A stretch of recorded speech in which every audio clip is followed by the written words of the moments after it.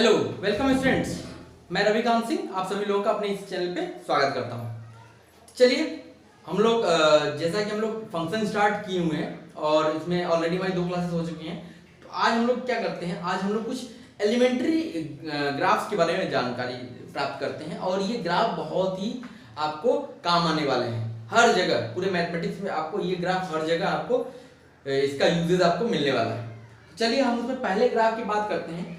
पहला फंक्शन कौन सा होगा जिसका ग्राफ हम लोग प्लॉट करेंगे, वो है हमारा कांस्टेंट फंक्शन। कांस्टेंट फंक्शन क्या होता है, जैसे यहां पे अगर हमने फंक्शन माना fx y equal to fx। अब ये फंक्शन हमारा क्या होगा, मान लिया ये कोई कांस्टेंट वैल्यू है k के बराबर है, फंक्शन की वैल्यू k के बराबर है, ठीक है। अब ये k क्या है, ये k हमारा क्या है, कांस्टेंट है। ये k हमारा क्या है, कांस्टेंट है। अब देखिए अब हम इसका ग्राफ प्लॉट करना चाहते हैं, ठीक है। अब इसका ग्राफ प्लॉट करना चाहते हैं तो ग्राफ प्लॉट करने के लिए हम लोग क्या करना पड़ेगा, 2 एक्सिस ड्रॉ करने पड़ेंगे।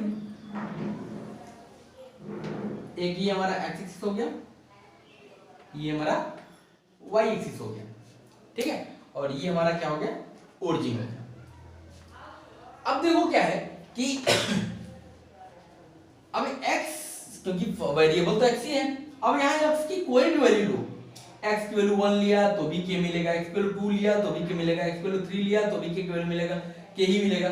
x की वैल्यू कुछ भी लेते चले जाओ, ये फंक्शन की वैल्यू क्या मिलेगी, हमेशा k मिलेगी। इसका मतलब x किस पे चल रहे हैं, हम लोग इस पे चल रहे हैं और y इस पे मिलेगा।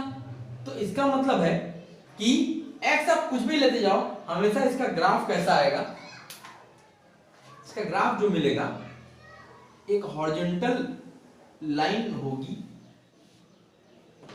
और ये पॉइंट क्या होगा, क्योंकि y एक्सिस पे कट कर रहा है, इसका मतलब y की वैल्यू क्या मिल रही है, k मिल रही है, तो ये पॉइंट क्या हो जाएगा, 0, k, ठीक। तो यही जो ग्राफ है, यही हमारा किसका ग्राफ है, y is equal to k का ग्राफ है।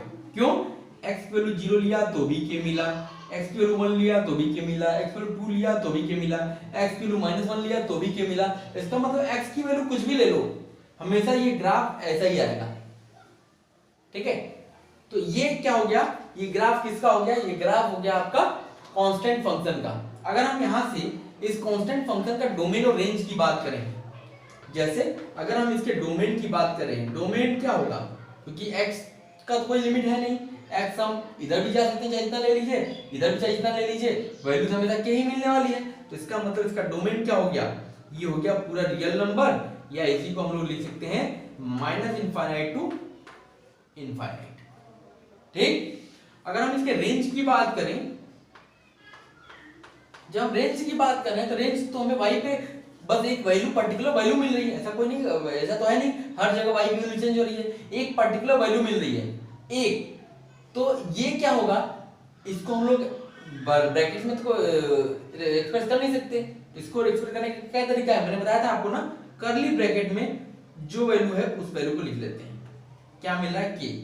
ये क्या है, एक वैल्यू है k, फंक्शन रेंज क्या होगा, हमेशा k ही मिलने वाला है। ये इसका डोमेन, ये इसका रेंज और ये इसका ग्राफ हो गया। नोट कीजिए, फिर अगले पे चलते हैं। चलिए अब हम बात करते हैं लीनियर फंक्शन। जैसे हमने कांस्टेंट फंक्शन की बात कर ली, हम बात करते हैं लीनियर फंक्शन। लीनियर फंक्शन का ग्राफ कैसा होगा और वो फंक्शन होगा क्या। जैसे लीनियर फंक्शन कैसा होता है, y is equal to fx, और ये फंक्शन होगा क्या, ये इस टाइप का फंक्शन होगा ना, ax प्लस b। ये x में लीनियर है, क्यों, क्योंकि x की डिग्री कितनी है, 1 है। अब यहाँ पे इसको लीनियर होने के लिए एक कंडीशन ये होनी चाहिए कि a should not be equal to 0। a 0 हो गया तब तो ये कांस्टेंट फंक्शन हो जाएगा, तो लीनियर तो बचा नहीं। इसका मतलब लीनियर का हमें इसको कहना है तो हमें a नॉट इक्वल टू 0 कहना पड़ेगा। तो अब देखिए हम इसका ग्राफ प्लॉट करना चाहते हैं तो ग्राफ प्लॉट करने के लिए सबसे पहले क्या होगा, हमें x और y एक्सिस पे पॉइंट चाहिए ना, for point on x axis, X axis पे पॉइंट अगर चाहिए तो put y is equal to 0। तो y इज इक्वल टू 0 यहां रख दीजिए, तो क्या मिल जाएगा, ax plus b is equal to 0। x की वैल्यू क्या हो जाएगी, माइनस बी बाई ए। ये हमारा x एक्सिस पे पॉइंट मिला। और ऐसे ही for point on y axis put x is equal to 0। तो यहां से x इक्वल टू 0 रखा तो y की वैल्यू क्या मिल गई, b। ठीक है, तो अब हम ग्राफ प्लॉट करते हैं, देखिएगा ये हमारा x हो गया, ये हमारा y एक्सिस हो गया। अब इसका ग्राफ जो होता है, इसका ग्राफ जो होता है कैसा आता है, इसका ग्राफ आता है स्ट्रेट लाइन। इसका ग्राफ आता है स्ट्रेट लाइन लेकिन हॉरिजॉन्टल नहीं होता है। ठीक है, ये हो गया y is equal to ax plus b। अब एक चीज मैं पहले डिस्कस कर लूं आपसे, जैसे x इज इक्वल टू अगर माइनस सी लिखा है तो इसको आप क्या कहोगे, तो बहुत सारे बच्चे बोलेंगे कि सर ये निगेटिव है, निगेटिव वैल्यू है।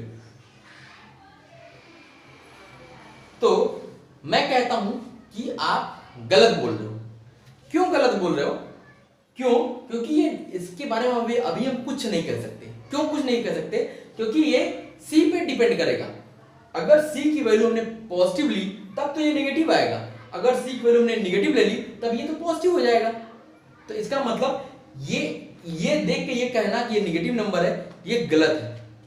ठीक है, अब देखो, अब जैसे x की वैल्यू x एक्सिस पे कहां कट करेगा, माइनस बी बाई ए पे। तो इसका मतलब x एक्सिस पे ये कट किया, इस पॉइंट का कोऑर्डिनेट क्या हो जाएगा, minus B by A comma 0। और y एक्सिस पे कहां कट करेगा, y इक्वल टू b पे। इसका मतलब इसका कोऑर्डिनेट क्या हो गया, 0 कॉमा b। अब बहुत सारे बच्चों का ये कहना होगा कि सर ये तो इधर पॉजिटिव एक्सिस होता है, आपने x को माइनस लिखा हुआ है। तो फिर यही देख लो क्या है, ये डिपेंड करता है c पे। c अगर पॉजिटिव होगा तो नेगेटिव वैल्यू आएगी, c नेगेटिव होगा तो पॉजिटिव वैल्यू आएगी। इसी तरीके से ये डिपेंड करता है कि b और a कैसे हैं, उसके अकॉर्डिंग ये प्लस माइनस होगा, ऑटोमेटिकली ये प्लस आ जाएगा b और a के रिगार्डिंग। ठीक है, अब कोई कहेगा कि सर ये नेगेटिव y एक्सिस में लिया लेकिन प्लस लिया हुआ है, तो वही चीज है, ये b पे डिपेंड करता है। b की वैल्यू क्या है, b की वैल्यू यहाँ पे डेफिनेटली माइनस में ही आएगी। तो हमें ग्राफ में यहाँ रिप्रेजेंट करने की कोई जरूरत नहीं है, क्योंकि हम ये वैल्यू बताएगी कि ये कैसा होगा हमारे लाइन। ठीक है, तो इसका मतलब ये जो लीनियर फंक्शन का ग्राफ होता है, ये क्या होता है, एक स्ट्रेट लाइन होता है। और ये जो होता है ये थीटा क्या होता है, ये थीटा है, और यहां पे अल्फा को हम लोग स्लोप बोलते हैं। और ये होता क्या है, ये होता है tan थीटा। ये हमारा क्या होगा, ये इसका स्लोप शो करेगा। जैसे हम लोग ये लीनियर है ना, y equal to x plus b, हम लोग इक्वेशन को लीनियर इक्वेशन कैसे पढ़ते थे, y equal to mx plus c। mx क्या होता था, जैसे y is equal to mx plus c हम लोग पढ़ते थे। यहां पे m क्या होता था, m होता था हमारा स्लोप, याद है, स्लोप फॉर्म। और c क्या होता था, y इंटरसेप्ट। तो ऐसे ही क्या होगा, जैसे यहां पे हमने वही इक्वेशन लिखा, बस कांस्टेंट चेंज किया, तो इसमें कोई डिफरेंस तो है नहीं। इसका मतलब यहां पे ये a जो होगा ये क्या होगा, स्लोप। और ये b क्या होगा, ये होगा y intercept.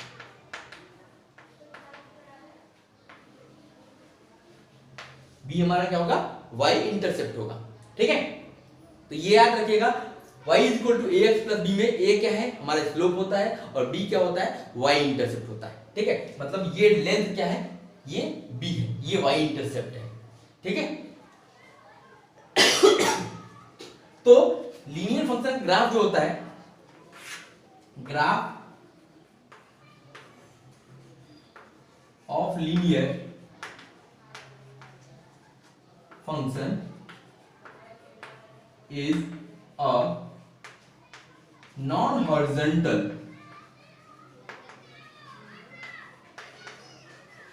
Straight line. Non horizontal straight line होती है। लीनियर इक्वेशन ग्राफ क्या होता है? नॉन हॉरिजॉन्टल स्ट्रेट लाइन होती है। और ए क्या होता है? वो स्लोप को रिप्रेजेंट करता है। और बी क्या रिप्रेजेंट करता है? वो आपका इंटरसेप्ट रिप्रेजेंट करता है। हम कैसे भी रिप्रेजेंट कर सकते हैं, y equal to ax plus b कर सकते हैं, y equal to px plus q लिख सकते हैं, y equal to mx plus c लिख सकते हैं, कुछ भी लिखिए, ये इसका नाम नहीं चेंज होगा। हर जगह जो x के साथ कोफिशिएंट होगा वो आपका स्लोप होगा, और जो कांस्टेंट टर्म होगा वो आपका क्या होगा? y इंटरसेप्ट होगा। ठीक है, नोट कीजिए। तो फिर हम इसके कुछ और वेरिएशंस देखते हैं।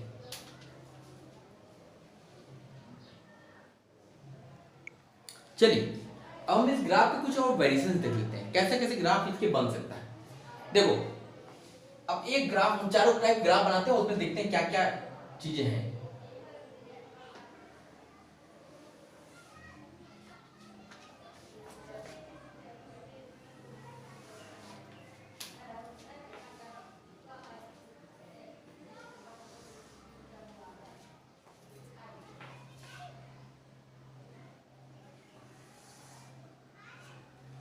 ये देखिए चार टाइप के ग्राफ हमारे बने। अब देखिए इसमें क्या क्या है। जैसे इसमें ये थीटा जो है, और इसमें ये थीटा है। ये थीटा क्या है? हमारा एक्यूट है। थीटा हमारा क्या है? एक्यूट है। यहां भी थीटा क्या है? हमारा एक्यूट है। यहां पे अगर थीटा देखा जाए और यहां पे देखा जाए, हमेशा थीटा का कैलकुलेशन कहां होता है? एक्स एक्सिस से होता है, पॉजिटिव एक्सिस से। यहां पे थीटा क्या हो गया? ऑब्ट्यूज। और यहां भी थीटा क्या हो गया? थीटा ऑब्ट्यूज हो गया। ठीक है, अब देखिए जब थीटा हमारा एक्यूट होता है, जब थीटा हमारा एक्यूट होता है, 90 डिग्री से कम होता है, तो tan थीटा की वैल्यू क्या होती है? पॉजिटिव होती है। तो यहां पे क्या होगा? a क्या होता था? स्लोप होता था ना, इसका मतलब a equal to tan theta. तो यहां पे tan थीटा क्या होगा? पॉजिटिव होगा। इसका मतलब है a क्या होगा? पॉजिटिव होगा। a हमारा पॉजिटिव हो गया। और यहां पे देखा जाए तो y इंटरसेप्ट मतलब y एक्सिस को ग्राफ कहां कट कर रहा है? यहां पे कट कर रहा है। ये इसका कोऑर्डिनेट क्या होगा? 0, b। और ये क्या ऊपर है? इसका मतलब इस ग्राफ में b भी क्या होगा? पॉजिटिव होगा। ठीक है, इस चीजों को याद रखिएगा। ये इस ग्राफ का चीज है। ऐसा ग्राफ कहीं भी दिख जाएगा, इसका मतलब a पॉजिटिव b पॉजिटिव। ठीक, अब इस ग्राफ की बात करते हैं। तो यहां पे क्या होगा? यहां पे भी थीटा एक्यूट है, तो इसका मतलब tan थीटा पॉजिटिव होगा। इसका मतलब a क्या होगा? पॉजिटिव होगा। और यहां जो ये y इंटरसेप्ट है, ये क्या है? ये 0, b ही है, लेकिन ये b क्या है? निगेटिव है। ठीक है, तो इसके लिए ये चीज हो गई। अब आइए इसके लिए। अब यहां पे देखिए थीटा ऑब्ट्यूज हो गया। थीटा ऑब्ट्यूज होने पे क्या होता है? 90 से 180 में थीटा क्या होता है? निगेटिव होता है। तो इसका मतलब यहां पे tan थीटा लेस देन 0 हो गया। इसका मतलब a लेस देन 0 होगा। और यहां पे y इंटरसेप्ट क्या हो गया? पॉजिटिव है, तो b ग्रेटर देन 0। ठीक है, यहां पे देखा जाए तो यहां भी क्या ऑब्ट्यूज है थीटा, तो tan थीटा की वैल्यू क्या हो जाएगी? Less than 0। इसका मतलब a लेस देन 0 आएगा। और यहां पे b भी y इंटरसेप्ट क्या है? निगेटिव है। इसका मतलब b भी क्या हो गया? Less than 0।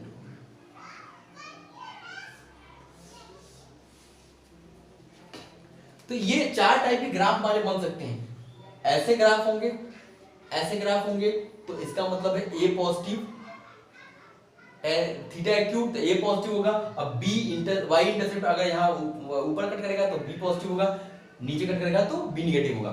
फिर ग्राफ ऐसा हो, एक तो ऐसा एक तो ऐसा, ये दो टाइप ग्राफ ऐसे हो गए, दो टाइप ग्राफ ऐसे हो गए। जब थीटा ऑप्टिक होगा तो वहां पे ए निगेटिव हो जाएगा दोनों केस में। अब डिपेंड करता है कि अगर ऊपर कट करता है वाई एक्सिस को तो बी पॉजिटिव, वाई एक्सिस को नीचे कट करेगा तो बी निगेटिव हो जाएगा। ठीक, नोट कीजिए, कुछ और चीजें इसके बारे में डिस्कस करते हैं।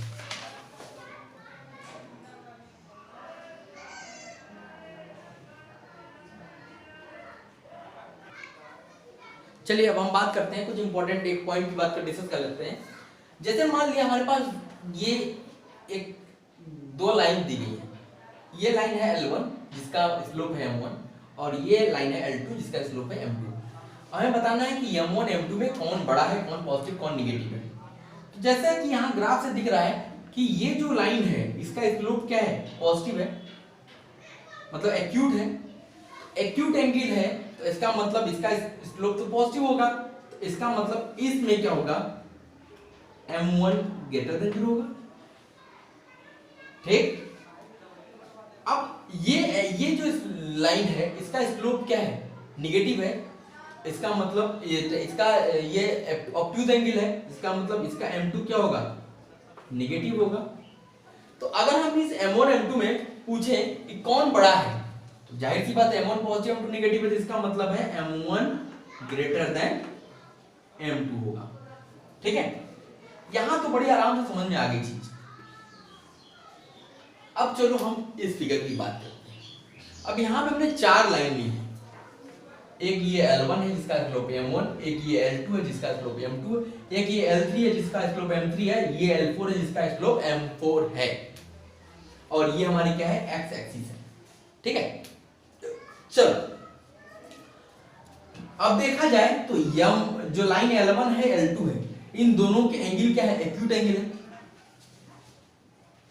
तो M1 का एंगल छोटा है, M2 का एंगल बड़ा है। तो जैसे जैसे आपका एंगल बढ़ता है, जैसे जैसे आपका एंगल बढ़ता है, tan में जैसे 10th क्लास में आप पढ़े होंगे tan 30 की वैल्यू 1/√3, tan 45 की वैल्यू 1, तो 1/√3 से 1 क्या है, बड़ा है ना।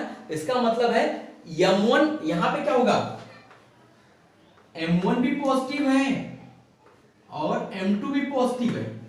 ठीक है, तो इन दोनों में बड़ा कौन है, तो बड़ा वो है जिसका क्या है, स्लोप ज्यादा है। क्यों, एंगल बढ़ने पे tan की वैल्यू क्या होती है, बढ़ती है। तो इसका बढ़ते बढ़ते कहां तक जाती है, इनफाइनाइट तक जाती है। तो इसका मतलब है अब ये तो पता चल गया कि M1 M2 दोनों पॉजिटिव है, इसमें बड़ा कौन होगा, तो बड़ा होगा M2 is greater than M1। हम चाहते हैं कि M1 M2 M3 M4 में इंक्रीजिंग या डिक्रीजिंग ऑर्डर में इसको अरेंज करें, कौन सबसे छोटा, कौन सबसे बड़ा, कौन सबसे बड़ा, कौन सबसे बड़ा। ये तो बात हो गई दोनों पॉजिटिव स्लोप की बात हो गई, मतलब जो हमारे एक्यूट एंगल थे। अब जब हम L3 या L4 की बात करेंगे तो ये दोनों क्या है, दोनों ऑब्ट्यूज एंगल फॉर्म कर रहे हैं। इसका मतलब ये तो समझ में आ गया कि M3 का स्लोप भी निगेटिव है और M4 का स्लोप भी निगेटिव है। तो दोनों में बड़ा कौन होगा, दोनों निगेटिव तो हो गए, लेकिन दोनों में बड़ा कौन होगा। जैसे अगर हम बात करें कि -2 और -7 में कौन बड़ा होता है, -2 बड़ा होता है, -7 बड़ा होता है। तो आपको अगर हम ऐसे बात बोलेंगे तो ये -2 बड़ा होगा, लेकिन अगर इसके मैग्नीट्यूड की बात करेंगे तो मैग्नीट्यूड में ये बड़ा होगा। ठीक है, तो यहां पे क्या है, यहां पे जब हम tan निगेटिव में बात करेंगे तो tan M3 की वैल्यू भी निगेटिव आएगी, tan M4 की वैल्यू भी निगेटिव है, मतलब M3 का स्लोप भी निगेटिव आएगा, M4 का स्लोप भी निगेटिव आएगा। लेकिन M4 जो होगा ये क्या होगा, ये M3 से ज्यादा होगा। आप देखिएगा यहां से M4 क्या मिलेगा आपको, M4 is greater than M3। ठीक है, तो अब हमें इसको अरेंज करना चाहते हैं इंक्रीजिंग या डिक्रीजिंग ऑर्डर में। तो यहां पे देखा जाए तो सबसे बड़ा नंबर क्या हो गया हमारा, अब बड़ा तो M2 हो गया, ये M2 हो गया सबसे बड़ा, उससे छोटा हो गया M1 और उससे छोटा हो गया M4 और उससे छोटा हो गया M3। ठीक, तो ये कौन सा ऑर्डर है, ये हमारा क्या है, डिक्रीजिंग ऑर्डर है।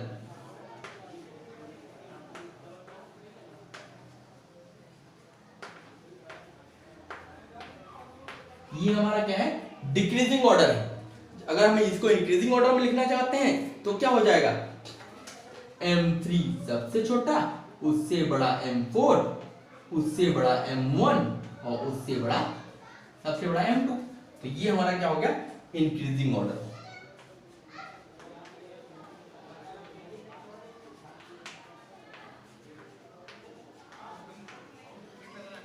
ठीक है, तो अब हमें क्या होगा, हम ग्राफ देख करके, स्ट्रेट लाइन का ग्राफ देख करके बता सकते हैं कि उसका M1 M2 M3 M4 M1 M कैसा होगा।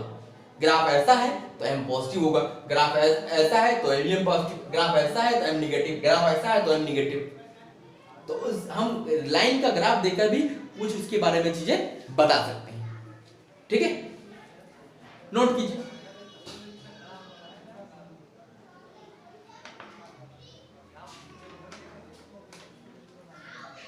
तो चलिए आज के लिए बस यही दो ग्राफ आप डिस्कस कर लीजिए, फिर अगले लेक्चर में हम लोग मिलेंगे तो उसमें हम क्वाड्रेटिक के ग्राफ, क्यूबिक के ग्राफ, ऐसे ग्राफ के बारे में डिस्कस करेंगे। ठीक है, इसको नोट कर लीजिएगा क्योंकि कुछ ये सब बहुत इंपॉर्टेंट टर्म्स हैं और आपको ग्राफ के बारे में अगर अच्छे से नॉलेज हो जाएगी तो समझ लीजिए आपके लिए मैथ बहुत ईजी होने वाला है। ठीक है, तो आप एक बार ग्राफ को खुद से बनाइएगा, सारी चीज के बारे में एक बार खुद से रियलाइज करने की कोशिश कीजिए क्या हो रहा है, कैसे हो रहा है। ओके, अभी बहुत छोटे छोटे ग्राफ लिए गए हैं, अभी आगे बहुत बड़े बड़े ग्राफ हम लोग को पढ़ने हैं। Okay, thank you.